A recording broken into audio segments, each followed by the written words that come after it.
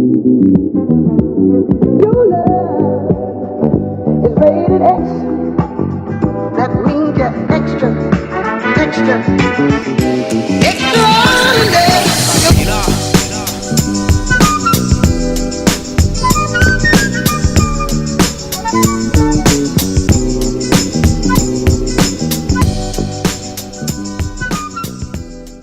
Estamos grabando. Pero entonces, o sea, ya usted nada más lo arregla después. Ah, sí, yo todo. O sea, estos 7 minutos de mierda yo ya lo borro. Ah, bueno, ok. Entonces va la cuenta. 1, 2 y 3. Segundo y ya. Bueno, muy buenos días, tardes, noches, a la hora que nos estén escuchando y viendo. Mónica, puede ver para allá, por favor. Estamos el día de hoy desde Liberia, Guanacaste, con el capítulo número 7. Yo siento que me hemos grabado como 25, pero es que hay como 24 que no he subido. Pero grabando el capítulo número 7 del podcast, entonces hablemos después de varios mesecitos sin grabar el podcast. Pero bueno, el día de hoy regresamos, estamos de vuelta una vez más y con una invitada sumamente especial, una invitada de la casa, la cual es mi hermana casi mayor, porque es la segunda de la familia, Mónica Murillo. Voy a presentárselas un poco. Mónica es ingeniera civil de la Universidad de Costa Rica. Es mamá de Leonor, el diablo y Ángel, la misma persona. No. Es mi hermana mayor y es una persona que tiene muchísimas cosas interesantes que decir y muchísimas perspectivas de la vida, de las cuales yo he admirado y ha sido como... Yo siempre he dicho, yo tengo 3 mamás, que es mi hermana Jessica, mi hermana Mónica y mi mamá biológica real, que es mi mamita. Entonces, ella es una misma más, así que bueno, se las presento, ella es Mónica Murillo y espero que disfruten muchísimo la charla que vamos a tener el día de hoy, así que vamos a probar nuestros aplausos virtuales que tenemos aquí. Eso estoy probando mis nuevos juguetes, así que bueno. Momoquita, ¿cómo estás? Muy bien, un poco... no sé, como que no sé a lo que voy porque Davidcito me había invitado hace tiempo a que participara en su podcast. Yo realmente quería estar un poco más preparada porque quería como tener un tema del que hablar, pero él dice que es mejor improvisado. Entonces, aquí estamos, no sé a qué voy en realidad, pero vamos a ver cómo nos va hoy. Para esos podcasts nunca hay libreto, o sea, nunca hay libreto, nunca lo ha habido, es una realidad, ninguno de los invitados ha habido un libreto. No sé si eso sea bueno o sea malo. Entonces, Momoquita, yo, para empezar, quisiera que me contes un poco sobre tu vida. ¿Cómo fue tu infancia? Quiero que me contes sobre la infancia de Mónica. ¿Cómo va construyendo la personalidad de quién es Mónica hasta el día de hoy? ¿Quién fue Mónica antes para ser Mónica ahora? Ok. Bueno, hablar de uno siempre es un poquito... complicado, porque yo creo que uno ni siquiera uno termina de conocerse bien todo el tiempo. Bueno, yo tuve una infancia muy bonita, crecí con mis 2 hermanos, bueno, mi hermana mayor, Jessica, que toda la vida vivimos como gemelas prácticamente, dormíamos juntas. 2 años de diferencia nada más. 2 años de diferencia, dormíamos juntas, compartíamos todo, compartíamos cama, nos echábamos la pierna entre las dos, porque siempre fuimos como muy unidas y a la fecha puedo decir que ella es mi mejor amiga, mi hermana mayor. Y con mi otro hermano Isa, digamos que esos fuimos como los 3 mayores y crecimos como en una tanda de hermanos. La verdad muy, muy feliz, una infancia muy bonita. Me encantaba jugar con muñecas, que yo era la mamá y que las cambiaba y a Ye no le gustaba jugar. Entonces cuando llegaban todos los compañeros o vecinos a jugar en la tarde, ellos jugaban bola y ella decía que sí, que jugáramos casita y que ella era la mamá de todos o el papá de todos y entonces que ella era la que iba a ir a ver tele mientras los demás seguíamos jugando. Entonces nada, tengo muy, muy lindos recuerdos, la verdad, de mi infancia. Creo que pude disfrutarla plenamente el tiempo que nos duró. Sí, salí de la casa muy, muy, muy joven, salimos mi hermana también, a los 15 años y esa fue como una etapa un poco, digamos que un choque de madurez muy fuerte cuando nosotros nos vinimos aquí a Liberia.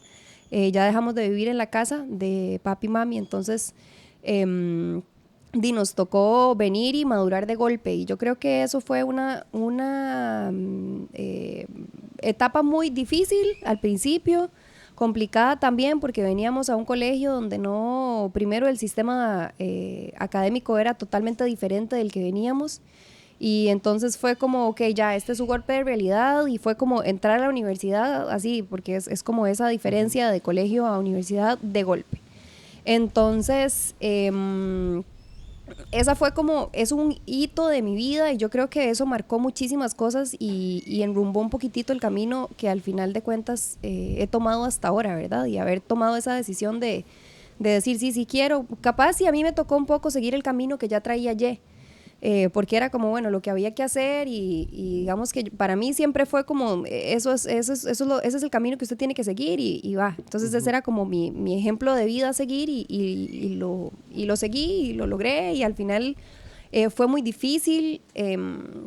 Las experiencias que pasé en ese cole fueron increíbles, conocí lugares chivísima que yo creo que si no hubiera pasado por ahí no las hubiera conocido. Pero sobre todo como ese choque de madurez que yo creo que también si lo hubiera tenido en otra etapa de mi vida no hubiera pasado igual. Y creo que haber logrado eso, no sé, por ejemplo, hay muchísima gente que lo vive, ya sea cuando entró a la universidad y le tocó pasarlo, o cuando se fue de la casa de los papás después de muchísimos años. A mí me tocó pasarlo a los 15 años, ¿verdad? Entonces de que no sabes cocinar nada, porque capaz si en la casa te enseñaron a hacer arroz, y ya cuando llegas a estar solito, tenés que ver que primero lavar tu ropa, cocinarte. Yo no sabía ni siquiera hacer espaguetis, entonces yo recuerdo que cogí una vez unos Pringles de esos que ya venden como listos. Sí, vienen para hacerlos con... Yo no sé, yo ni leí las instrucciones, puse leche hirviendo y metí los espaguetis en la leche. Entonces te imaginarás, ¿verdad? Lo rico que estaba eso. Ahumado, se ahumó toda la cocina, o sea, fue un desastre, y me tocó así eso y mil experiencias más cuando eché a lavar las medias. El pantalón era de estos azules oscuro, entonces eché a lavarlo con las medias y con un paño. O sea, la vez que me fui a poner el pantalón blanco, un desastre, que me tocó aprenderlo, eso y mil cosas. Y digamos que esos son como ejemplos chiquititos, pero que sí marcaron muchísimo mi vida, porque con ese tipo de cosas, así me tocó madurar y aprender muchísimas cosas también. ¿Sentís vos que fue muy pronto o en el tiempo exacto en el que sucedieron las cosas, así de la forma en la que sucedieron? No, yo creo que las cosas en la vida ya están como, digamos que, no sé si escritas o Dios las tenía como destinadas para uno, y tenían que pasar en el tiempo que pasaron. A mí me gustó la forma en que pasó, y la verdad creo que en el tiempo que fue, me sirvió para muchísimas cosas de madurez el resto de mi vida y a la fecha. Hasta la fecha, ¿crees que te ha funcionado de la manera más bonita? Sí. Porque precisamente, bueno, yo que te he tenido ejemplo a vos toda la vida, toda mi vida, siempre he visto que hasta cierto punto, y ayer lo hablábamos con el hermano de Cristian, uh-huh, que básicamente cuando hay un camino el cual seguir, también cuesta mucho separarse de ese camino. Uh-huh. Porque, por ejemplo, como le digo, yo que le he tenido a usted, a Jessica, a todo el mundo de ejemplo, uh-huh, siempre, siempre es como, esto es lo correcto, uh-huh, y esta es la manera, este es el camino para, uh-huh, seguir las cosas. Pero también uno tiene que irse buscando su propio camino. Uh-huh.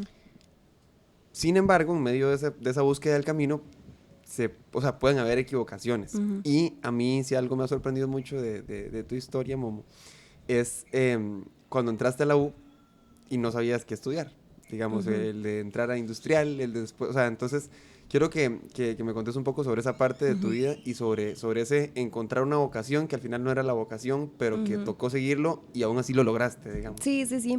Eso es, primero voy a irme un poquitito más para atrás. Cuando yo entré al colegio, era un colegio científico, entonces cuando yo entré, yo decía que antes, desde tiempo atrás, primero chiquitita decía que yo quería ser maestra de preescolar, con el tiempo, digamos que sí, me fue cambiando un poco mi idea, ya con otras temillas ahí de que ya le meten a uno un poco que no hay suficiente trabajo, que ese no es como la profesión, ¿verdad? Uno siempre como escuchando las cosas o consejos que tal vez las personas le dicen a uno con las mejores intenciones, pero que al final me hicieron tomar esa decisión. Entonces pasó el tiempo y me gustaba mucho como los diseños de las casas y decoración, y entonces yo dije, bueno, no, yo creo que a mí más bien lo que me empieza a gustar es como arquitectura.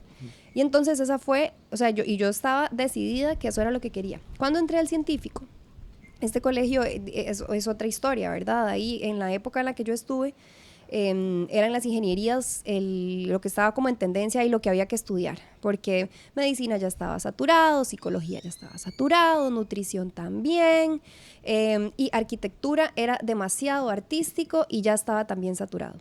Entonces por ahí, eso de que uno escucha el ruidito, que tal vez creo que, o sea, primero que uno es muy difícil tomar, y es lo que siempre nosotros hablamos, es muy difícil tomar una decisión de qué vas a hacer el resto de tu vida cuando tenés 16, 17 años. Y también tenés como la vocecita de las personas que te dicen, y a lo mejor volvemos con las mejores intenciones, o sea, te lo dicen de verdad, de la realidad un poco. Pero también otra de las cosas que yo te he dicho es escuchar tu voz interna, vos podés ser una persona diferente independientemente de cómo esté la cosa, vos vas a hacer, o sea, si vos te lo propones, podés hacer la diferencia. Entonces, bueno, en ese momento yo decidí que lo que quería era estudiar una ingeniería cuando entré al científico. Entonces ahí me dijeron que no, que arquitectura no. Entonces yo dije, bueno, la verdad es que sí, tienen razón. Capaz en arquitectura no voy a encontrar trabajo, ¿verdad? Entonces decidí que sí, que está bien, que quería estudiar industrial, porque ese era lo que yo quería. El sueño. Puse eso en todas las universidades, en el TEC había puesto producción industrial, o sea, todo era industrial porque era lo que yo quería. Entré a industrial en mi primer año de universidad y dije, yo no quiero hacer esto el resto de mi vida, esto no me gusta. Y fue como, empecé unos cursos y como no sé, creo que en el segundo semestre yo dije, esto no es lo mío. Yo, la verdad, lo que quiero hacer es estudiar arquitectura. Entonces, como ya estaba dentro de la UCR, yo dije, bueno, la verdad es que voy a intentar a ver si me paso por notas, y ya estando aquí, porque uno en realidad cuando está afuera no teníamos como alguien que nos dijera como qué se podía hacer, no teníamos como una muy buena formación de qué se puede hacer como para, o qué era, yo ni siquiera al menos una buena orientación vocacional para... No tenía yo en ese momento, exacto. Entonces yo decidí que lo que quería hacer era intentar, no sabía que tenía que hacer un examen de vocación para entrar a arquitectura. Entonces hice ese año el examen de vocación y dije que sí, que ya me iba a pasar. El examen de vocación lo pasé, y cuando decidí pasarme por notas... ¿Qué es examen de vocación? Yo creo que ahora es la prueba específica, supongo que se hace. Imagino. Porque ahora hay una que se llama prueba específica, entonces tenés que hacerla antes, que es como en dibujo ahí, que hay que hacer todo para poder entrar, y ya después... Ah, bueno, pues sí, no sé, pero esa era una prueba de dibujo que duró, o sea, no era de dibujo, era de un montón de cosas, duró como 6 horas, duró un montón. Y yo guardé por muchos años los dibujillos del yo no sé si ya te los... Ajá, no sé si en algún momento los viste. No, o sea, había hecho todo, porque en una nos pusieron como es una canción, y con ese sonido, inspírense y hagan un dibujo. Entonces, bueno, yo dije, bueno, y vamos a ver aquí qué artista saco de mí. Y entonces hice el examen, había ganado el examen de habilidad, que le llaman ellos. Y cuando concursé por corte interno, porque es que cuando ya estás dentro de la U y tenés que concursar, solamente podés participar contra las personas que están dentro de la universidad. Los cortes internos, por eso, son muchísimo más altos. Entonces yo no entré. Entonces para mí fue el drama de mi vida. Yo sufrí, lloré, fue un caos. O sea, para mí el mundo se me había acabado. Y entonces, bueno, ya después de que uno, también yo estaba muy chiquilla en ese momento, y tal vez no tenía la madurez para poder entender que las situaciones, que ya ahora es algo que también de lo que he aprendido, las cosas, aunque a uno las quiera forzar, si no se dan es por alguna razón. Y eso, si no está y no se dio, es porque no era para vos. Podés intentarlo, eso sí, porque, o sea, depende mucho de como el ideal que vos tengas. Pero yo en ese momento no quise intentarlo más. Dije que Eric estudiaba ingeniería civil, entonces dije, bueno, civil, no leí mucho como el plan de estudios y dije, bueno, civil, me relacioné como que iba a hacer cosas como de construcción y yo creí que era como similar a arquitectura, pero un poquitico más intelectual. Eric es el esposo de Momo, por si acaso. Sí. Entonces dije, bueno, puede ser como arquitectura un poquito más, digamos que intelectual y tal, ¿verdad? Que siempre Entonces, se han hecho muchos chistes, de hecho, porque la gente dice que el ingeniero civil es el límite del arquitecto. Ese es otro de los grandes. Sí, también. Bueno, y entonces, al final de cuentas, entré a la UCR, estudié civil. Cuando entré a civil, me di cuenta que la carrera en realidad no me gustaba, porque era todo estructural, era demasiada información como específica que yo no quería hacerlo. Al final yo decía, bueno, al final de cuentas, yo cuando vaya a ejercer, posiblemente vaya a hacer cosas que sean muy distintas a lo que estoy viendo ahorita. Y uno es como ¿cómo se dice eso? Como cuando uno pasa por algo y al final de cuentas tiene que pasar como por ciertas cosas que no le gustan para llegar a eso. Entonces yo dije, bueno, El camino, digamos que sí, ajá. Las etapas del camino. Sí. Entonces yo dije, bueno, posiblemente vayan a haber algunos cursos que sí me gusten, otros que me gusten más. O sea, al final me gustaron como 3 cursos de toda la carrera. Y yo decía, bueno, ¿en qué momento? Al final lo logré, terminé, saqué la carrera, entré a estudiar, muy entusiasmada con mi primer trabajo, me acuerdo también. Y haciendo cosas que no sé si realmente me gustaban o me acostumbré a hacerlas. Te digo, hoy a la fecha ejerzo mi carrera, me gusta, digamos, lo que hago. Siento que no es mi pasión. Me he como tratado de acomodar a las cosas. No me disgusta realmente, pero sí no es mi pasión.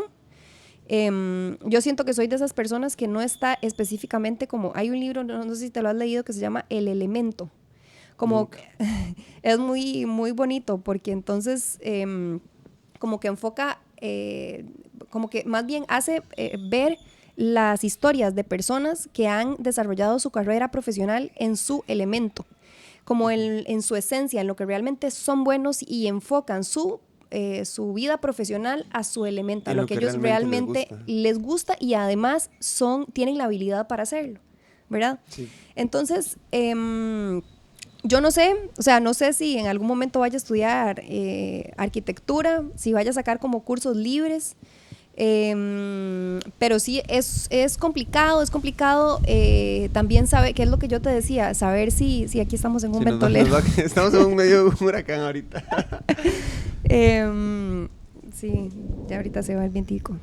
Es que estas épocas aquí en Liberia hace demasiado viento. Mira, ahorita que pasó el avión...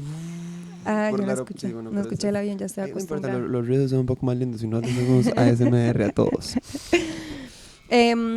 Sí, entonces yo, digamos que si tuviera que darle un consejo a personas como vos, que están como a punto de entrar a una carrera, que tienen que tomar como decisiones importantes, yo sí les diría que traten como de buscar su elemento. No tienen que como preocuparse por saber qué es específicamente. Al final de cuentas, la vida también te va a ir como guiando un poquitito sobre el camino y te va guiando sobre lo que tienes que hacer.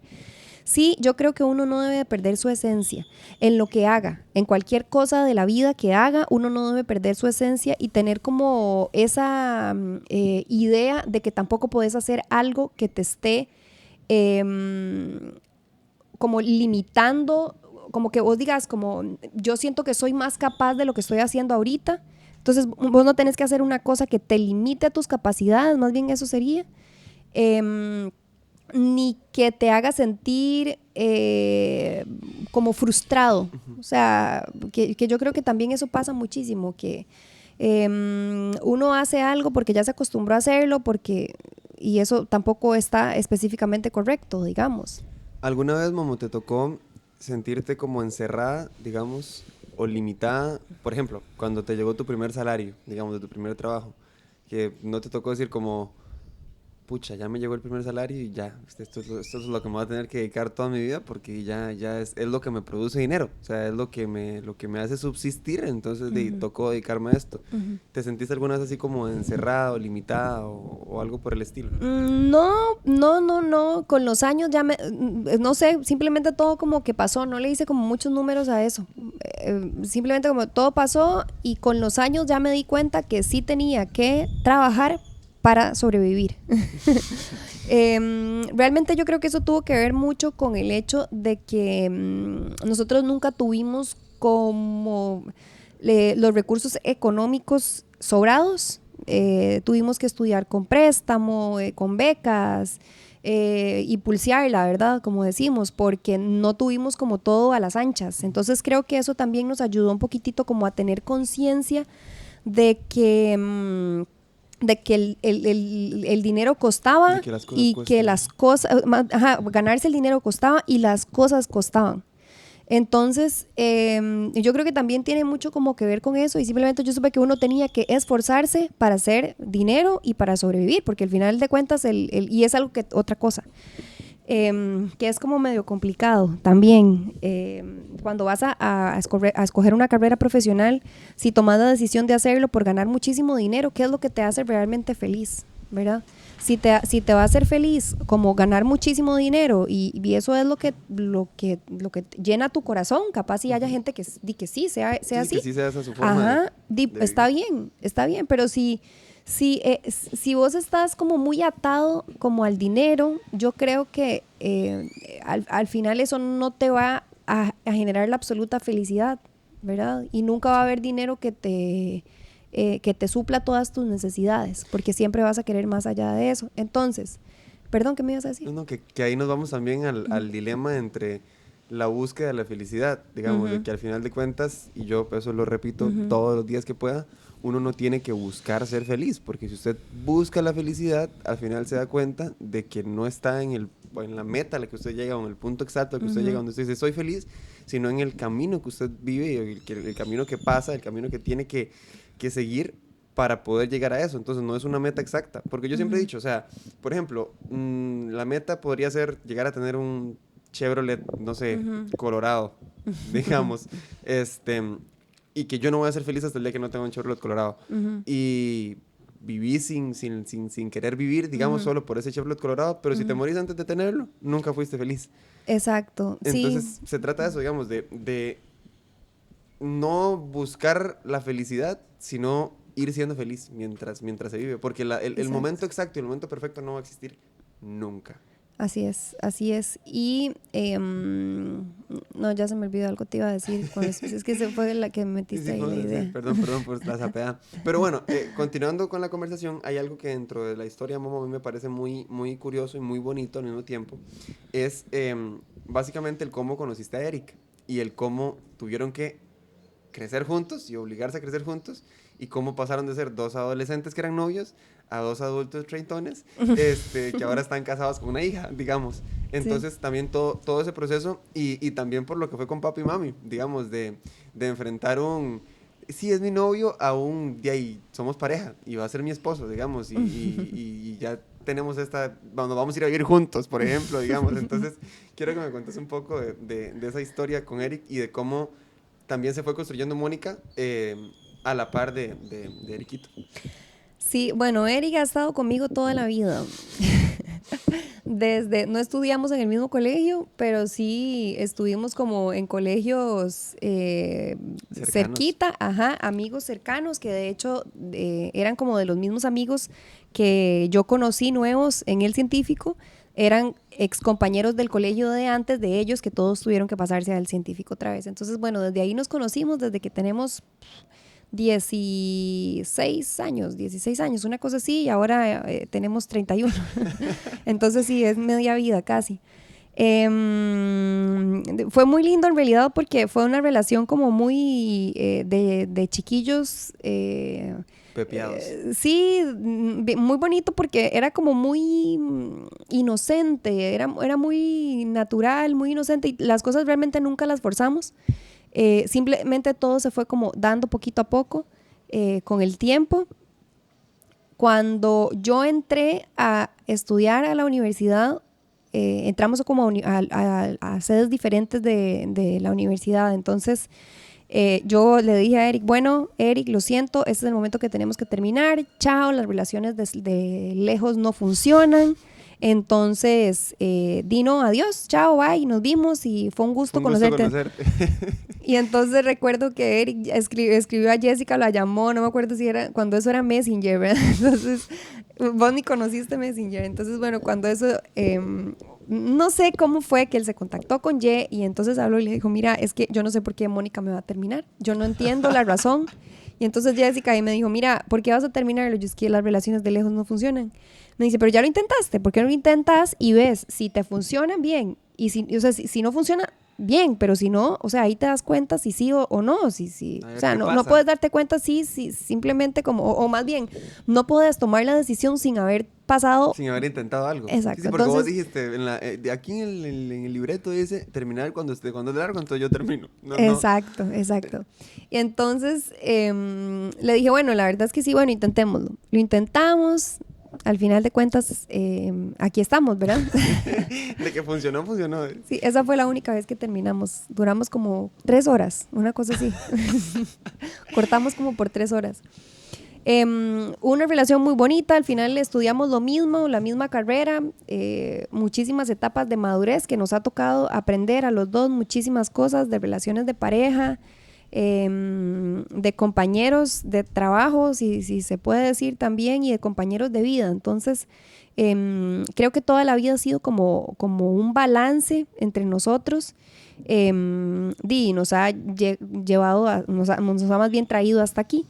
Es difícil, sí, si uno se ama mucho como pareja, que ya, bueno, eso es otro tema totalmente, pero si uno se ama mucho como pareja, puede lograrlo. Uh-huh. Sí se puede, entonces. Uh-huh. Y bueno, de hecho que esa historia a mí siempre me gusta mucho escucharla, la de Eric y vos y Sebas y yo, porque son historias muy similares, uh-huh, digamos. Porque dentro de todo también fue un acto de valentía, digamos, y de en medio de un mundo de oportunidades y de un mundo de gente, digamos, de que pudieran conocer y de la universidad y de todo, tomar la decisión de los 15, 16, 17 años, digamos, llegar y decir, te escojo a vos, uh-huh, digamos. Es vacilón porque en realidad yo creo que nunca nosotros como que forzamos nada. O sea, yo cuando tenía 16 años no pensé que Eric iba a ser el esposo mío actualmente, que íbamos a tener una hija, jamás. O sea, realmente eso yo no lo hubiera pensado. Nada más las cosas como que se fueron dando, el tiempo pasó, seguimos siendo novios y hicimos la carrera juntos, nos llevábamos bien, o sea, teníamos problemas normales como todas las parejas. Ajá. ¿Cuál fue el punto de inflexión donde vos ya empezaste a decir, puta, este man se puede convertir en mi esposo? Digamos, cuando pasó de ser Eric mi novio, de, ay sí que lo amo mucho, a puede que próximamente, digamos, tenga que pasar toda la vida con él. Creo que fue como cuando ya estábamos en la U y siempre nos hacíamos juntos en los grupos de trabajo. Entonces íbamos y no sé, como la convivencia tal vez, porque entonces ya teníamos como que ir, nos quedábamos en la casa de algunos compañeros, íbamos todos y yo hago los espaguetis y vos haces no sé cuánto, entonces como que ahí yo dije, bueno, y ya parece que la cosa, realmente, vos sabes que no sé si eso fue como un hito de mi vida, o sea, no lo recuerdo así, simplemente todo fue como... Todo pasó. Como se fue fluyendo, sí, creo que sí. Y bueno, también dentro de esa misma historia, digamos, ya parecerá el capítulo de Eric, no le demos tanto protagonismo al podcast. Juega mucho vivo después. Que no me escucha. Pero dentro de todo eso también, está la parte de enfrentarte a una vida con él, digamos. Entonces, pasa la U, después se van a vivir juntos, después se casan, digamos, están trabajando, uh-huh, uno por un lado, el otro por el otro. Eric con un buen trabajo, inclusive, uh-huh, en la meseta central. No se vayan para San José. Que se lo diga Jessica y Mónica. Pero dentro de todo eso, hay un momento en el que ustedes tienen que decidir venirse para Guanacaste, sí, digamos. Entonces, ¿cómo tomar la decisión de decir, Eric, voy a renunciar a mi trabajo? De decir, Mónica, voy a renunciar a mi trabajo. y de venirse los dos a un mundo desconocido, aquí a Guanacaste. Bueno, en realidad no era tan desconocido, ya nosotros, o sea, de aquí somos, de aquí nacimos. Siempre habíamos tenido, bueno, nosotros nos quedamos allá, trabajamos un tiempo, o sea, nos casamos, trabajamos un tiempo en San José, vivíamos en Curridabat y y los dos teníamos el trabajo en Santana. Entonces eran presas, o sea, yo recuerdo que yo lloraba en el carro porque ni siquiera era que podíamos irnos juntos, teníamos que ir uno en un carro y el otro en el otro y a veces conversando ahí, ¿por dónde vas? Y ya pasaste no sé qué, y ya pasaste... Terrible. Entonces, siempre decíamos, cuando tengamos la oportunidad de irnos para Guanacaste, nos vamos a ir. Yo lo decía realmente de los dientes para afuera porque yo creía que ya yo tenía ya me había como acostumbrado a la vida de ciudad, a que ir a tomar cafecito, y que los moles, y verdad. Y cuando me vine a Guana, yo le dije, Eric, o sea, esto es una decisión complicada porque o sea, está chiva, pero o sea, está chiva como la vida de regresar a Guana, pero yo realmente no sé si estoy o sea, bien preparada. Además, ahora, cada vez que voy a vacaciones, me ahogo del calor cuando voy. Entonces, bueno, nos vinimos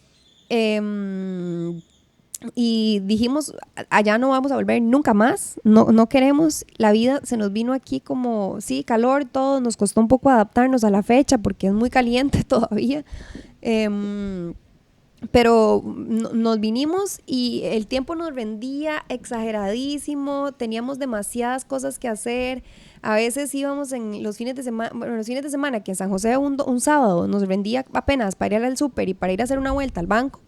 Aquí nos levantábamos temprano, íbamos a andar en bici, después regresábamos, dormíamos en la mañana, de repente era la tarde, podíamos tomarnos un cafecito, o sea, el tiempo era exageradísimo. Entonces dijimos, aquí hay que quedarse. Y tampoco fue difícil. Tampoco fue difícil porque lo que había que adaptarse era como al calor y las cosas que yo decía que no teníamos allá, tampoco era un tema. Lo resolvíamos. Aquí lo resolvimos y ya. Y no fue complicado. ¿Crees vos, Momo, que si la situación económica hubiese sido muy distinta la forma de ver la vida de ustedes como pareja y como papás? Posiblemente sí. Lo que pasa es que yo siempre he tenido como la mentalidad de que lo que hablábamos antes del dinero, ¿verdad? Yo quisiera que el dinero en toda mi vida, o sea, si tengo en abundancia, súper, pero realmente no necesito en abundancia. Yo necesito dinero para estar feliz, que no me limite las cosas como que quiero hacer, pero que me permita estar tranquila y en paz conmigo. Realmente yo no sé si eso sea bueno o sea malo, pero yo en cuanto al dinero no soy una persona ambiciosa. Me gusta como nada más tener lo mínimo necesario como para estar cómoda, para tranquila y en paz. Pero sí, y creo que, bueno, yo no sé, yo esperaría que el resto de mi vida eso sea como mi mentalidad, porque eso me ha generado muchísima paz en toda mi vida. Sí, que al final de cuentas yo creo que también a la mayoría de gente le genera paz. O sea, también, no sé, es un asunto muy, muy complicado porque tal vez personas que no tienen nada nunca, digamos, y que toda su vida han pasado de necesidades básicas, como lo hablaba hace poco con el cantante Yaco, que eran necesidades, por ejemplo, en Cuba, digamos, de que para ellos tener o sea, para ellos un lujo era arroz, digamos, tener arroz una noche. Entonces, creo que el dinero al final de cuentas es algo subjetivo, porque lo que necesitas vos no lo necesita la otra persona, y viceversa, digamos. Entonces, al final de cuentas, yo creo que resulta ser como un asunto más personal, o sea, de lo que para cada persona sea el dinero. No decir como, uy, es que aquella tiene esto y yo no lo tengo, entonces yo quiero tenerlo, sino y si lo tengo, bueno, y si no, yo soy feliz con otra cosa, digamos. Entonces, es buscar la felicidad propia, digamos, y yo soy muy creyente de que la ambición está mal, o sea, yo no sé hasta qué punto esté incorrecto ese pensamiento, pero siempre querer más te va a dar intranquilidad por toda la vida. Sí. Porque nunca vas a estar feliz con lo que tenés ahorita, digamos, entonces... Es un hilo muy delgado porque, digamos, también está en la gente que piense que conformista, ¿verdad? Sí, totalmente. Y por eso digo yo que es como complejo, digamos, referirse a eso, porque es como, sí, sos muy conformista, pero si siempre quieres más, también es como que nunca voy a estar feliz con lo que tengo, y a pesar de que ahorita estoy bien, siempre quiero tener algo más. Entonces, Por eso es un tema tan complejo, digamos, Sí, de sí, analizar. es complicado. Yo realmente, bueno, en nuestra infancia no estuvo llena de limitaciones. Sería ofender a Dios, diría mi madre. Si digo eso, porque realmente no. Sí, no tuvimos como excesos. No fuimos a Disney cuando estábamos pequeños. Sí, no hacíamos como paseos a hoteles muy seguido. No íbamos muchísimo a restaurantes porque bueno, nosotros es que fue como una tanda de crianza que fuimos como Jessica, de dos en yo, dos. ajá, y David, y y Isaías. Isa, y después Samuelito, que se nos coló ahí, digamos que éramos 4, y ya después que vos naciste. Pero fueron como esas tantas.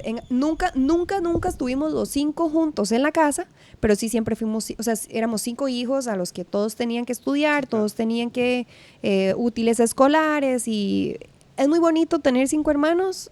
Uno siento que cuando hay problemas funciona muchísimo para apoyarse, pero sí en nuestro crecimiento creo que fue todo un tema porque había que repartir todo entre 5, ¿verdad? No es lo mismo que repartas entre dos o tres, uno ajá. y ahora hay que repartir entre 5. Entonces, digamos que eso como que sí, no tuvimos como todas las anchas, pero nunca nos faltó nada, nunca nos faltó.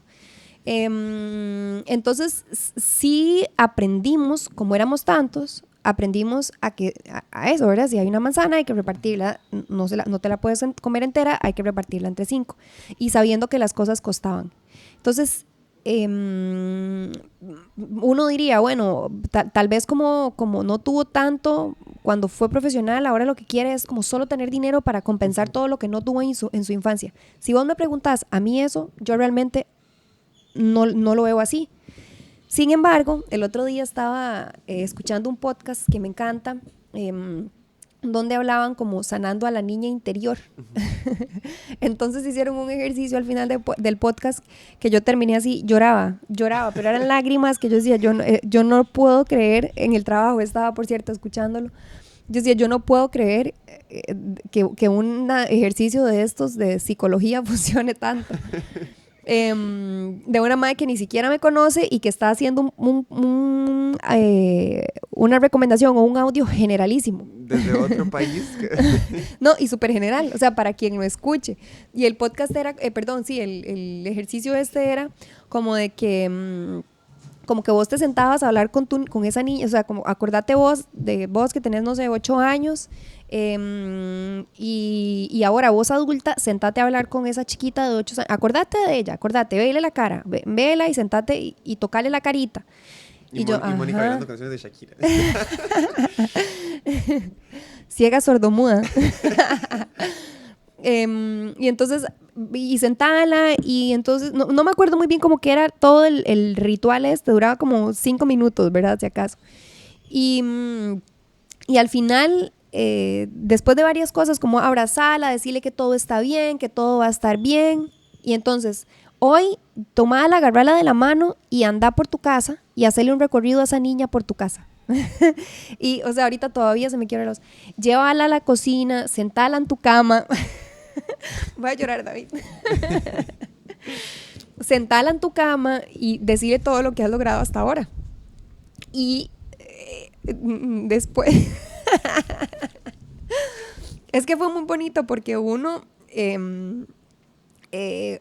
cuando es niño, no cree el montón de cosas que puede lograr cuando ya creció. Y entonces ese ejercicio fue muy bonito porque entonces pudo uno como agarrar a ese chiquito pequeñito que tal vez yo nunca he ido como a terapia así fuertemente y no creo que sea un niño que esté dañado, ¿verdad? Realmente, al menos no lo percibo así porque nunca me he sentido así como una niña dañada. Pero sí hay como muchísimas cosillas que tal vez uno por su misma inmadurez arrastra en su vida futura, ¿verdad? Y en su adultez puede que arrastre como ciertas como de millas ahí. Entonces me hizo mucha gracia porque yo decía, bueno, sí, yo nunca he sido ambiciosa y la verdad nunca me sentí como que me faltó nada, pero sí hubo muchas cosas que después de hacer ese ejercicio dije, pucha, wow. Ajá, la verdad he alcanzado cosas que yo ni siquiera me las hubiera imaginado ni siquiera las hubiera pedido en algún momento de mi vida. Sí puedo decirte que yo me he visualizado en mis etapas de mi vida. Yo no sé si eso también me ha llevado como a querer adelantar etapas de mi vida. Por ejemplo, y también no sé si fue porque mi hermana mayor siempre estuvo como haciendo las cosas primero que yo. Pero entonces yo estaba así como en la escuela y ya yo quería ir al cole porque entonces mi hermana me contaba cosas. Cuando estaba en el cole yo ya quiero pasarme al otro cole porque mi hermana me cuenta historias demasiado chivas del otro cole.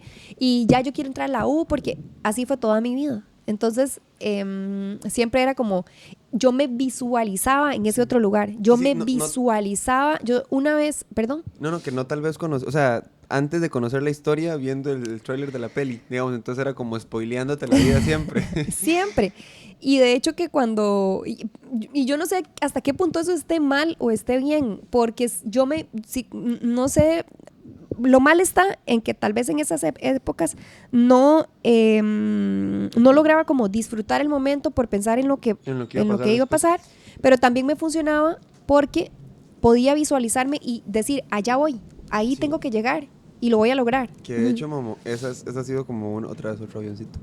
Eso ha sido también una de las grandes confrontaciones que he tenido conmigo mismo en mi vida, porque yo creo que al final de cuentas cuando uno se enfrenta a ese futuro, uno dice como, ¡fua! ¡Qué chiva todo lo que puede pasar! Y yo, o sea, yo también me visualizo, yo digo, sí, cuando yo estoy trabajando en este lado y cuando yo pueda llevar el podcast a otros países y que vaya a dar conferencias a México y a no sé dónde, pero a uno no se le puede olvidar nunca que antes de pensar en el futuro hay que pensar en el hoy, digamos, no en el hoy morada, pero hay que pensar en el día de hoy, en lo que está pasando ahorita, digamos, porque hace poco también lo veía en la BBC, un mae publicó ahí una vara de que él es doctor en cuidados paliativos, y entonces dice que la gente vive con miedo de vivir, básicamente por el miedo a morir. Entonces usted no vive por tenerle miedo a la muerte, pero al final de cuentas, cuando usted está a punto de morirse, se arrepiente de no haber vivido lo suficiente. Entonces,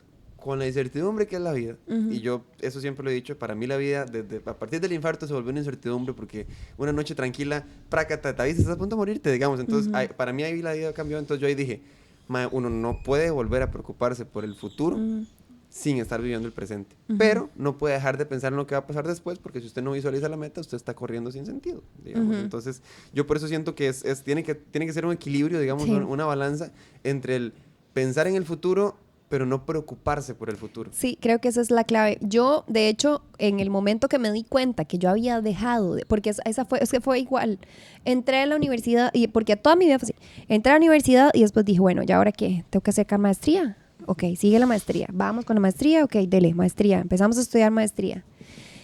Y de repente, cuando ya porque toda mi vida también yo he como me he visualizado, también y como soy muy estructurada también, he llevado como todo en orden, digamos, y así es como quiero hacerlo. Y en medio de la maestría me pasó también el que me dio como una enfermedad neurológica, que se me dormían las manos, las piernas, no sabíamos como bien de qué era, me hice miles de exámenes, me hice resonancias y al final me hice miles de exámenes y los doctores lo que dijeron fue que capaz si yo tenía que vivir el resto de mi vida con eso. A la fecha vivo con eso y he aprendido como a tener el dolor. Capaz si en algún momento me vuelvo a ver otro doctor y me dé otro diagnóstico. Pero bueno, lo que iba es que en medio de esa enfermedad, en medio de la maestría, en medio de cuando eso estábamos haciendo, queríamos inscribirnos a un triatlón. Entonces estábamos andando en bici, íbamos a nadar. Eric corrió los 21 kilómetros. Cuando eso, Eric corrió 21 kilómetros, fuimos a Chepecorre, fuimos a hacer esa carrera, sí es cierto. Y en medio despuesito de todo eso, ya empezamos aquí. En el 2020, en diciembre, yo estaba como a mediados de la maestría. Eric había decidido renunciar a la empresa con la que se había venido de San José para Guanacaste y dijo, me voy a tirar. Pasó un episodio también con el papá, donde estuvo muy, muy grave, muy delicado en el hospital y su sueñño era trabajar con su papá y también ahí se dio cuenta como, ¿qué estoy haciendo? O sea, estoy trabajando para alguien y yo lo que realmente, porque el papá de Eric es también ingeniero civil. Entonces dijo, bueno, yo, ¿qué estoy haciendo con mi vida? Yo en realidad lo que quiero es estar con mi papá, porque yo no sé cuánto tiempo vaya a estar o él o yo vivos y podamos hacerlo juntos. Entonces en eso tomó la decisión, ¿verdad? Todos nosotros muy estructurados dijimos, bueno, tenemos un colchón y tírate vos ahí a la calle a ver qué tal. Y si no funciona, entonces otra vez yo seguí con mi trabajo, todo funcionaba, todo íbamos así como muy pausado, porque nos habíamos venido para Guana y fue muy, muy pausado con respecto a lo que estábamos en San José, pero siempre con nuestra vida como acelerada, sí, claro, de cosas por hacer. Siempre como un corre-corre. Como un corre-corre, y en ese momento que estábamos, nos dimos cuenta que estábamos embarazados de Leo. Y entonces ahí, súper susto por todo eso. Yo estaba tomando medicamentos que eran como súper cero compatibles con el embarazo, porque eran súper fuertes. Era un tratamiento que se le daba a las personas que padecen como para ataques epilépticos. Entonces sí era un tratamiento como muy fuerte. Básicamente lo que Mónica está queriendo decir es que fue un golazo, digamos. No fue un golazo. No fue planeada, sí, no como, pero sí, no fue planeada, pero sí fue una niña muy, muy, muy deseada. Nada más que se nos vino como antes de tiempo. Pero bueno, también nació, y ese momento de mi vida, o sea, a partir de que Leo nació, desde que Leo nació, como desde que estoy embarazada, o sea, ya ahí tuvimos como que reestructurar todo, y efectivamente, bueno, nuestras prioridades cambiaron absolutamente, y a partir de ahí dijimos, vamos a ver qué hacemos, porque esto está como diferente. Entonces, Leito nació, y cuando Leo nació, bueno, en el embarazo también, fue donde yo dije, ahorita es la primera vez en mi vida, y me di cuenta sola, donde yo no quiero que el tiempo pase, ya no quiero pasar a la siguiente etapa. Yo quiero como detener el tiempo aquí. O sea, no, y lo curioso es que después de toda una vida pensando en el futuro y pensando en todo lo que iba a pasar, 100%. Llegar a un punto en el que ya no quiero que pase. Ajá, y yo ahí me di cuenta de que ya, o sea, quiero que el tiempo pare, porque creo que he vivido acelerada demasiado tiempo y ya yo no quiero seguir en estas carreras. Yo quería ver a Leo así, verla crecer todos los días, cómo las uñas le iban saliendo y se le hacían grandes. Yo quería como en cámara lenta verla crecer. Y de verdad que cuando uno tiene un chiquito, o sea, es sorprendente de que en un abrir y cerrar de ojos lo ves gigante. Y ahí me di cuenta de lo que yo estaba haciendo antes, y me di cuenta que yo solita o la vida misma me había llevado a decir, ya no quiero como ir tan acelerada. Y tampoco es algo que podemos hacer porque el tiempo igual pasa. El tiempo igual pasa. Y sí, la gordita nos vino a cambiar la vida total. Ya después, que eso es otra historia también larga, que dejé de trabajar un tiempo para poder estar con ella. Gracias a Dios que pude hacerlo, porque fue muy bonito poder dedicarle como su primer añito y verla ahí, estar con ella siempre. Pero también contradictorio, porque dejas como en pausa un toque tu vida profesional y tu carrera profesional. Yo no lo vi tanto así, porque era como que nos dábamos juntas mucho cariño y mucho amor. Y sabía también que era como una etapa. Nada más que sí, siempre uno como es profesional, se siente como... y que fue cuando ya yo tomé la decisión de que de nuevo me apareció como un... Yo nunca dejé, de hecho, bueno, voy a contar un poquito. Yo, cuando Leo nació, renuncié al trabajo en el que estaba, porque también estaba terminando la maestría. Entonces era un caos, porque tenía que hacer la maestría. Eran como 1000 cosas a la vez, y tomamos la decisión de que, bueno, que ya yo me iba a quedar con la gordita. Y ya también después, cuando pasó eso, ya yo estaba como demasiado metida como en el rol de la maternidad y la lactancia, y hermoso, divino, espectacular, pero también es muy complicado. Y para uno que era, pues, que yo que era profesional, y yo decía, pucha, ya tengo una carrera, tengo experiencia laboral, tengo una maestría y estoy cuidando una bebé. Entonces también uno se siente como estancado. Yo dije, bueno, ya es momento de empezar otra vez a trabajar. Y fue durísimo también, súper difícil, porque yo extrañaba. Huracán. Sí. Porque me sentía como culpable. También eso es otra cosa que leí en un podcast, que la maternidad siempre viene ligada con la culpabilidad. Y es verdad, pero... ¿Culpabilidad de qué? uno tiene que aprender a vivir con eso. Uno siente culpa por todo. Por todo. Uno en la maternidad siente culpa por ejemplo, por decirte algo. Si te quedaste con el bebé, sentís culpa porque no estás cumpliendo con vos como profesional. Y si te fuiste a trabajar, sentís culpa Porque no estás cumpliendo como mamá. Exacto. Y así en absolutamente todo lo que te imagines. O sea, a la hora de criar, que ahora es un poco más complicado con la gordita que tiene 2 añitos y 4 meses. Entonces está en su etapa complicada. No es el diablo. Por eso es que David dice que es el diablo y el ángel en un mismo segundo, en un mismo instante. Es demasiado, o sea, Leo, demasiado. Ahora que estábamos almorzando, estaba, pero llorando a punto de que se le salían las lágrimas, así, mamá. Desconsolada. Y pasó 3 segundos de decir, mira qué divertido, yo me dice. O sea, pero es una maravilla la gordita. Y en ese tipo de cosas, o sea, te sentís culpable, por ejemplo, en la parte de la crianza, que es lo que te iba a decir, tenés un dulce, tenés que tomar la decisión. Si no le das el dulce, pobrecita, yo que la bebecita, ¿verdad? Que mi amorcita. Y le das el bendito dulce, estoy siendo la peor, le estoy metiendo azúcar a su cuerpo que no debería. Así es todo, todo. Y entonces por eso es que digo que la maternidad, y escuché eso y yo dije, esto es lo mejor que he escuchado. Es verdad, así es. ¿Qué tanta diferencia ha habido entre la Mónica antes de ser mamá y la Mónica después de ser mamá? ¿Qué tanto cambió la mentalidad? ¿Qué tanto cambió la forma de ver la vida, la forma de expresarte, la forma de ser con los demás? ¿Qué diferencia hay entre Mónica antes de Leo y Mónica después de Leo? 2 personas totalmente diferentes. A mí, o sea, yo sé que no es a todo el mundo, pero a mí la maternidad me cambió total. O sea,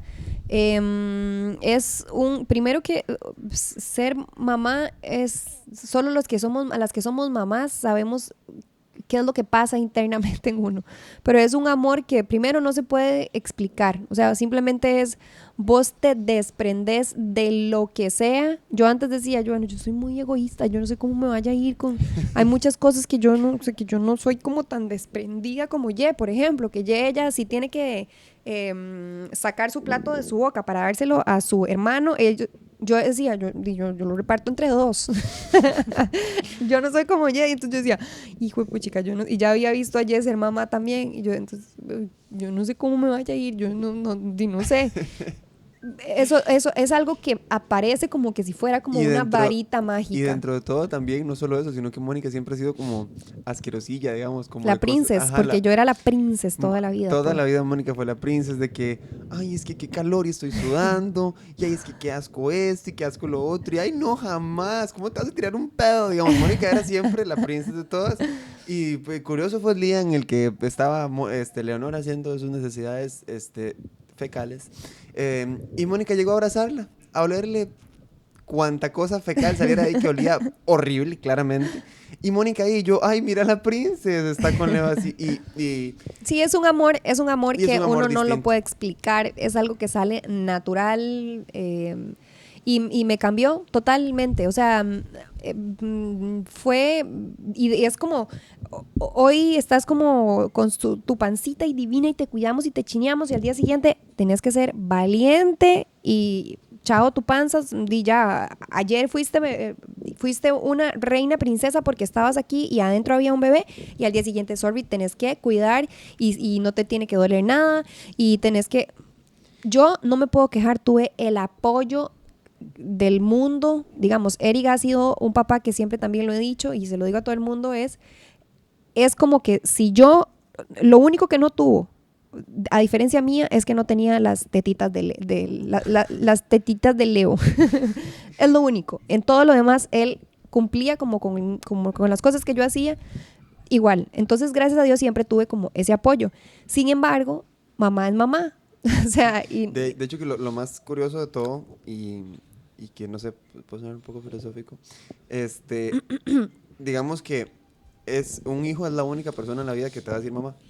Uh-huh. Porque para el resto de personas sos Mónica, para el resto de personas es una compañera de trabajo, uh-huh, es mi hermana, es mi esposa, es mi amor, es lo que sea, pero no vas a ser mamá para otra persona que no sea para Leo o para los que vengan después, digamos. Entonces es curioso porque sos un personaje, o sea, uh-huh, pero también, y quiero que me expliques un poco esa parte, dentro del personaje que es Leonor, que diga Mónica como mamá, uh-huh, de Leo, cómo seguir siendo vos inclusive ya siendo mamá de Leo. O sea, cómo no olvidarte de vos, cómo no olvidarte de la relación con Eric, cómo no olvidarte de todo el resto de cosas, aún siendo mamá.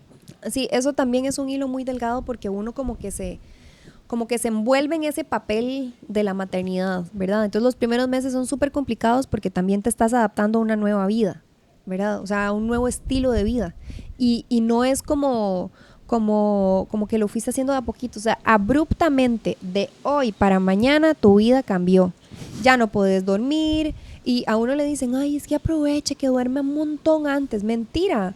O sea, uno no va a... Si usted duerme 3 días seguidos antes, mentira que si el otro día no duerme 2, va a recuperarse. Mentira. O sea, uno está agotado. Y que te digan que sí, que es cansado. Ay, sí, vienen días duros. Va a ver, mi chiquita. A uno no dormir, o sea, literalmente no dormir es un caos. Sí, claro. Andas los ojos que te sangran, los pezones no rotos, pero sí como... Casi que en carne viva, digamos. No eran carne viva, pero sí irritados. O sea, irritados porque es como el roce y además, bueno, Leito nació por cesárea y no sé si fue que yo no tuve como la suficiente anestesia o si a mí no me pegaba bien la anestesia o no me mediqué bien. El dolor era increíble, era como de otro planeta y yo que toda la vida había sido una chineada y que venía 9 meses de ser una consentida y mimada porque adentro había una cosita chiquitita que estaba creciendo. Entonces, como ese cambio abrupto fue durísimo, pero también me hizo otra persona. Es como, ok, sí, fue muy duro, pero toca pasarlo y si estás cansada te toca igual levantarte y si estás cansada tenés que darle mamar y eso como que también me ayudó muchísimo a crecer como persona, también me hizo madurar muchísimo y a saber que yo era súper sensible, que podía dejarme, o sea, darme a mí misma por alguien y es un amor, o sea, que no se compara ni de uno para ellos ni de ellos para uno. El otro día leí un post ahí en Instagram que decía que uno jamás volverá a ser amado de esa manera, como lo aman los chiquitos a uno. O sea, ellos quieren pasar, mamá, ahorita le ves, mamá, quiero tocarte las tetitas. Entonces ella mete la mano en la tetita. Mamá, son tan lindas y hermosas. Y ella se despierta y me da un besito y mamá, te amo con toda mi vida. O sea, no hay explicación del amor, no hay palabras, más bien que expliquen el amor que es como así de mamá y hijo. No hay. Y después lo otro que me decías ¿cómo separaba? Digamos, ¿cómo no dejar de ser Mónica aún siendo mamá? Sí, eso también, bueno, que era lo que te estaba diciendo, como que en el caos del principio hay que pasarlo, pero uno tiene como que tener la idealización de que va a cambiar, de que es un tiempo cortito. Yo realmente creí que el tiempo iba a ser más cortito. Se nos extendió mucho. Cuando nos dijeron, ay, es el primer mes que no dormís y ya después... Leonor 8 meses o 9 meses después no dormía y que los primeros meses era que las encías y que primero que estaba chiquitito y que los cólicos, después que las encías, después que no, o sea, y 2 años después sigue jodiendo. ¿Aún? Y 2 años después todavía se despierta en las noches porque mamá quiero ir a hacer orines. Entonces uno tiene como que tener la idea de que eso va a pasar, de que es un tiempo cortito. Y de saber que la relación va a regresar también, porque en ese momento uno nada más está como convivencia, como tenemos que somos un equipo y como equipo hay que salir adelante y yo sé que pronto vamos a poder ir a cenar juntos otra vez o vamos a poder ir al cine otra vez. Vos sabes que yo creo que no hemos vuelto a ir al cine, por cierto, pero sí hemos ido a cenar.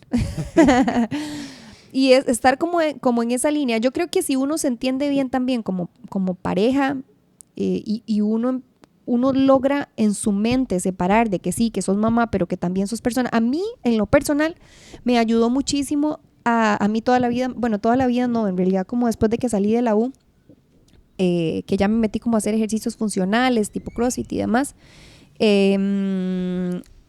Me encantó eso, me fascinó y dije, yo no quiero dejar de hacer esto nunca más.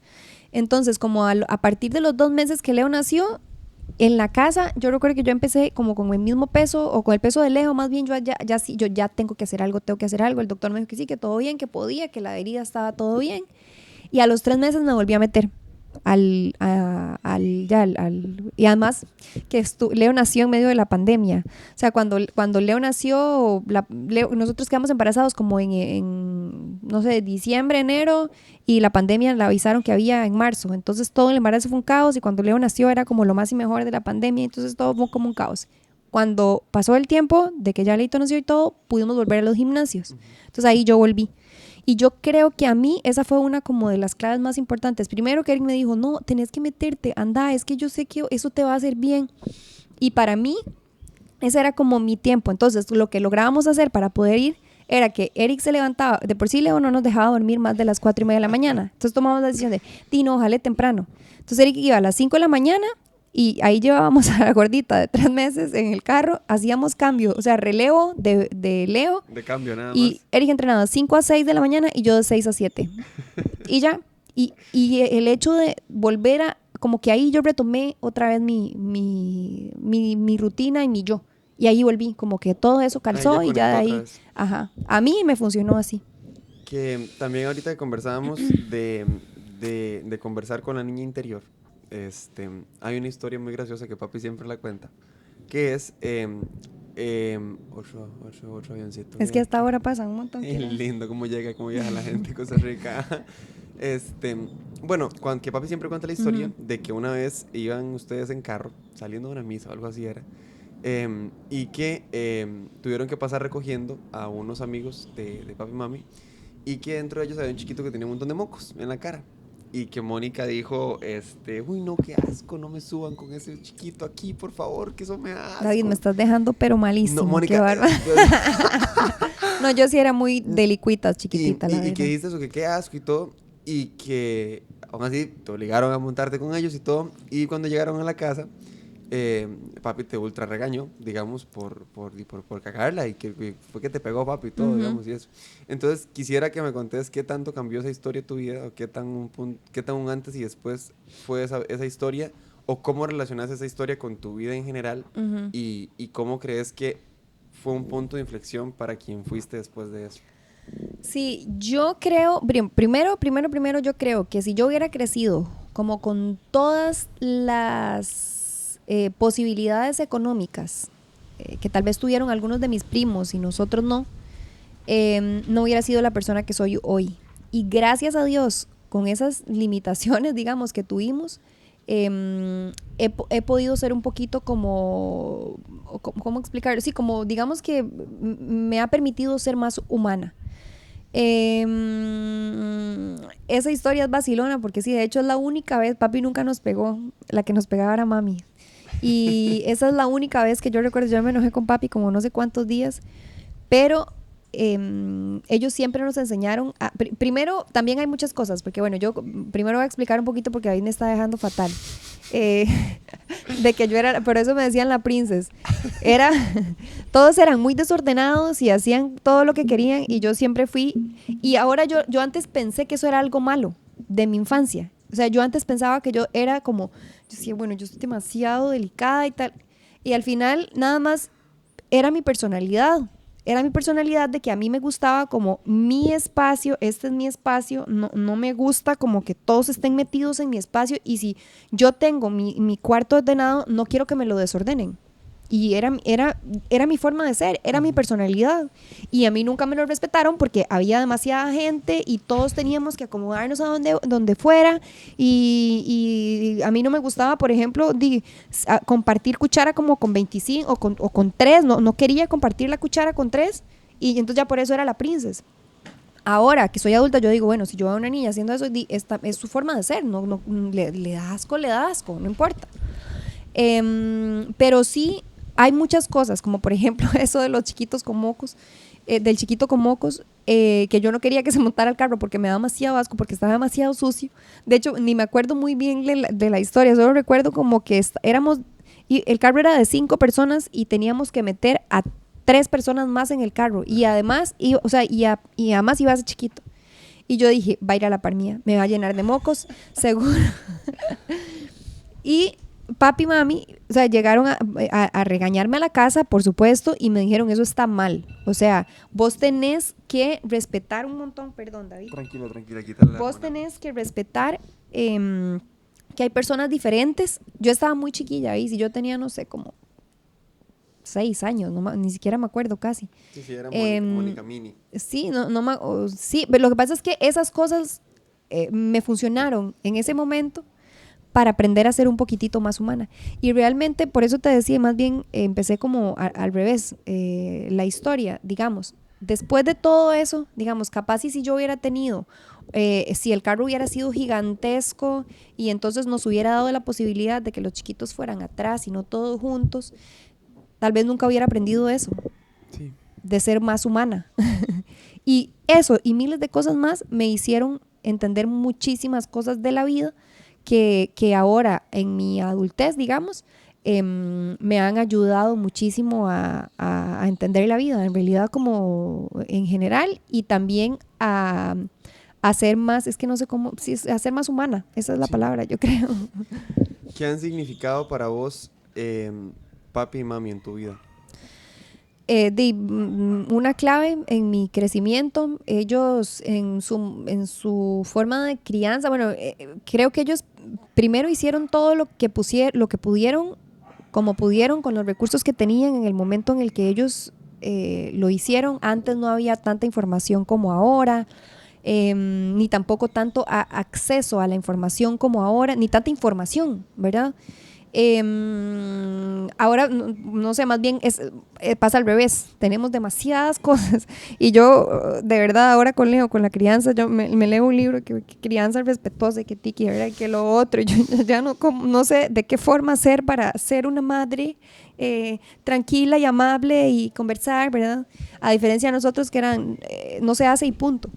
Entonces, y creo que no soy una mala persona. Entonces yo creo que en el momento de la vida en el que ellos lo hicieron todo lo mejor que pudieron, lo hicieron con con las mejores de las intenciones para poder formar a personas. Y yo creo que al final de cuentas todos los 5 somos buenas personas, de buen corazón. Y ellos lo hicieron con los recursos que tenían y trataron de hacerlo lo mejor del mundo y con todo el amor del mundo. Ellos creían en ese momento que con castigo físico iban a formarnos. Y es lo que uno dice, ¿verdad? Hasta ahorita no les fue tan mal. Algo funcionó. Pero realmente no les critico su forma de criar porque ellos no conocían otra cosa. Y ellos pensaron que lo que estaban haciendo era lo mejor, porque era la forma en la que a ellos también capaz sí los habían criado. ¿Y qué han significado para vos, pa y ma, en tu vida? 2 personas claves en mi formación, o sea, es que ni siquiera me puedo imaginar mi vida sin ellos. Ellos han significado todo para mí y han sido las guías de toda mi vida.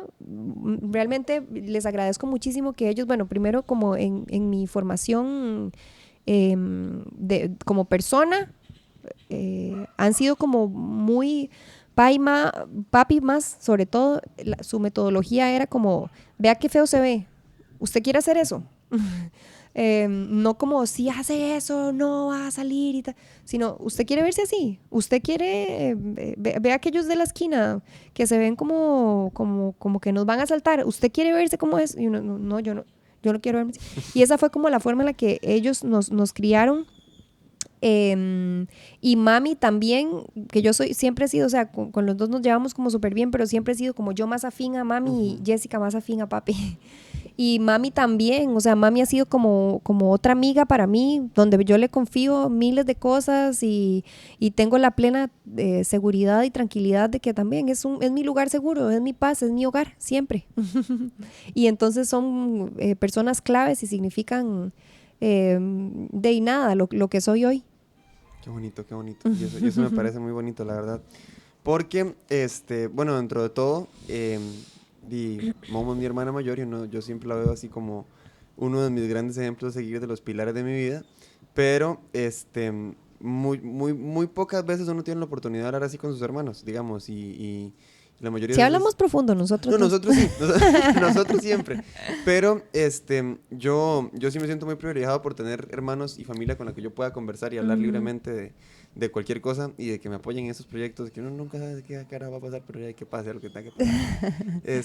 Entonces, dentro de todo también, yo agradezco mucho estos momentos porque no hay nada más bonito que saber que a pesar de que Momo es mi hermana, no es solo mi hermana, sino que es un ser humano y la admiro como ser humano, como persona y como profesional. A pesar de que no conozco mucho su vida profesional, porque eso ¿Ingenie qué? Dice. algo, ya estudió. Pero sí, entonces, y yo creo que eso también nos ha caracterizado a nosotros siempre, que hemos tratado de, que yo creo que dentro de la formación de nosotros como seres humanos y como familia, algo que siempre estuvo prohibido fue no comunicarnos. Porque nosotros siempre, todo lo que Al pasaba... revés, más bien todo lo contrario. Ajá, Hable, todo. diga, y uno no quería hablar. Exprésele amor, Exacto. abrácelo, Y uno- dígale que perdónelo. Y yo puteaba con Samuel y yo quería meterme al cuarto a no hablarle a nadie más. David, salga y le pide perdón. Ajá. Entonces, ese tipo de cosas creo que Sí. construyeron el que nosotros... El que sea tan fácil conversar, el que si nos molesta algo del otro es más, vea. La verdad es que ya le pasa. Sí, y idiota. directos, de Y una directos, vez al exacto. grano, o sea, sí. ¿Y por qué le duele? ¿Qué le pasó? ¿Está molesto? ¿Está enojado? Es que vi que se enojó. Yo vi Sí. que se enojó. O Yo por más bien he sido, o sea, realmente yo soy la menos así, de todos, de los 4. Yo soy la menos conflictiva. Esa es Sí. otra. Todos los Ah, sí, demás no, el son muy resto somos... pleiteros. Sí, no. Yo el otro día había escuchado eso, que las personas, como de los comportamientos de un psicólogo, como de los comportamientos que tenían las personas por la familia en la que estaban. Entonces, que un hecho de que una persona fuera como cero conflictiva y que evitara los conflictos en su máximo... Es porque fue una familia... Es porque era una familia como muy conflictiva. Yo, esa es mi familia. Sí, porque 100%. todo era conflicto. Todo era conflicto. Hasta la Y fecha. competencia, conflicto y competencia con Samuel y con Isaías, pobrecita toda Jessica la y Mónica. Yo vida. siempre digo que Jessica y Mónica, pobrecita ellas, porque les tocó 3 hermanos hombres. Sí, Y- complicado, y sí, por eso fue- era princess yo. Pero no, y de verdad que yo eso lo agradezco mucho y te agradezco a vos que me dieras la oportunidad de conversar. Sí me das permiso de subirlo, yo creo, ¿verdad? Vamos a ver, voy a pensarlo. Pero bueno, ya para terminar, quisiéramos una actividad, vamos a hacer una dinámica. Vamos a estirar, no mentira. La actividad que yo quisiera hacer es que te voy a mencionar personas de Ujú. tu vida Ujú. y que me digas lo primero que se te venga a la mente cuando yo te mencione esas personas. Ya, ok. Y después de eso, quiero que esa misma Mónica de niña Ujú. le diga algo a esas personas también. Ok. Ok. Entonces te voy a ir mencionando, personas poco a poco, ¿verdad? Entonces, Ujú. como si los hubiera apuntado aquí en una libreta que no me Sí. traje tras de todo. Entonces, bueno, ya. Eric, Mi compañero de vida. papi, Mm, ¿Qué pienso de papi? Espérate para pensar un poquito más. Es que no sé cómo expresarlo, pero lo que quiero decir es que como entregado, sí, entregado, entrega absoluta, ajá. mami, Amor incondicional. Jessica, Mi mejor amiga. don Ronald, tu suegro, Una persona de admirar. doña Mayra, Una abuelita incondicional también. Samuel, Un muchacho muy esforzado. Isa, Trabajador, muy trabajador. David, Davidcito, ay, mi cotiti. Es que Davidcito en realidad, él fue nuestro bebecito. Y cuando llegó a la casa fue muy lindo. Yo tenía como 14 años. No una mienta, cosa primero así. no me querían y regañaron a mami porque se embarazó de mí. No, yo era porque yo quería que usted fuera una chiquita. Ah, gracias. Ajá. Yo me enojé porque yo quería tener una hermanita. Pero yo estaba feliz porque estaba embarazada, mano. Sí, yo no vi como el problema. Nada más yo quería que fuera una chiquita. Pero sí, fue nuestro cotito, chiquitito. Y Davidcito, ambición, pero no quiero que suene así. ¿Cómo puedo decir de David? Como visionario, es que no es ambicioso, es como... ¿Cómo puedo decirlo? No diga hambre porque lo vas a decir como esta y no, yo no. Es que ¿cómo se puede decir? Es que no es ambicioso, es como que tenés muchas ganas de hacer cosas, pero es que no lo quiero decir. Ambicioso suena como en un mal sentido. Póngale una rosa. Póngale una rosa y dice que ambicioso. Ok, está bien. Leonor. Ay, mi princesa de mi vida, el amor de mi vida, mi princesita. Mónica. Yo, hijo de puchica, disciplinada. Y ahora, ¿qué le puede decir esa Mónica de 15 años, tal vez? 15, 14 años, a esas personas. ¿Qué le puede decir esa Mónica a Leo? Ok, ¿qué le diría a Mónica de 15 años ahorita a Leonor en este momento? Podemos imaginar a Leonor un poquito más grande. Ay, bueno, yo le diría a Leo que va a tener una mamá muy entregada, que va a esforzarse muchísimo por intentar ser la mejor versión de ella, que se va a equivocar muchísimas veces, pero que siempre va a intentar mejorar para ser una mejor mamá y una mejor compañera y guía de vida para el resto de su vida. ¿Qué le dirías a Mónica de 15 años a Eriquito? Está complicado, David. Que a Eriquito actualmente. Ajá. Ni siquiera, pero es que ni siquiera lo conocía. Bueno, digamos que a la Mónica de 17 años. ¿Qué le diría a Eric? Que vamos a tener un futuro muy lindo juntos. ¿Qué le diría, por último, esa Mónica de 15 años a la Mónica de hoy en día? De 38, perdón. ¿Cuánto? ¿Qué le diría la Mónica de 15 años a la Mónica de 31 años?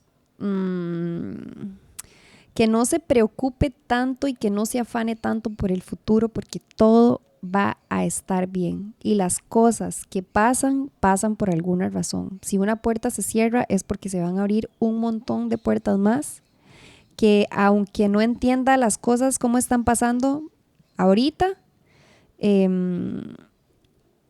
todo pasa por alguna razón y todo se va a acomodar y va a tener un futuro hermoso, lindísimo, que va a tener una princesa hermosa, espectacular, que va a amar el resto de su vida.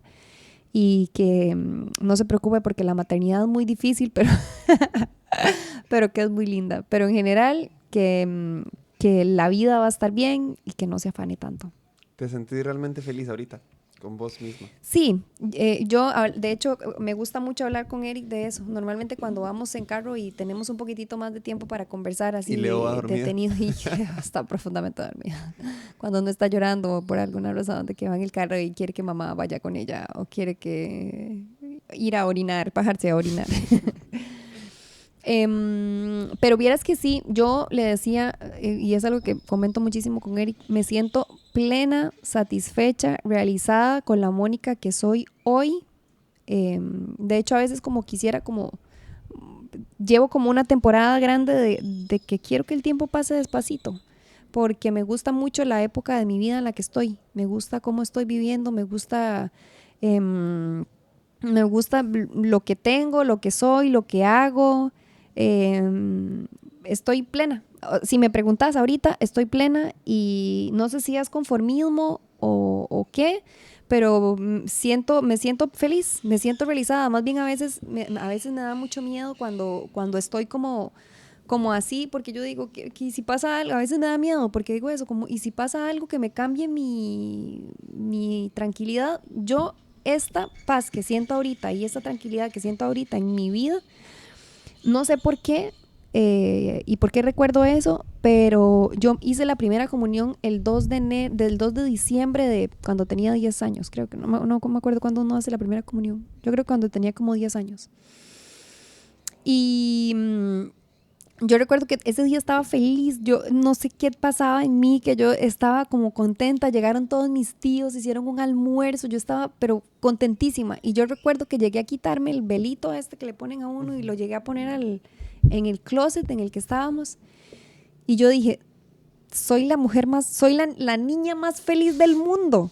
Yo no sé este es el día más feliz de toda mi vida. Yo no sé por qué estaba yo tan feliz, o sea, no sé si era que estaba toda mi familia o qué pasó en mí en ese momento. Yo estoy no sé qué hacer, tengo la mejor familia del mundo, tengo los papás más lindos, los hermanos más lindos. Y eso lo he recordado toda mi vida porque yo decía, yo quiero volver a sentirme como esa chiquita de 10 años.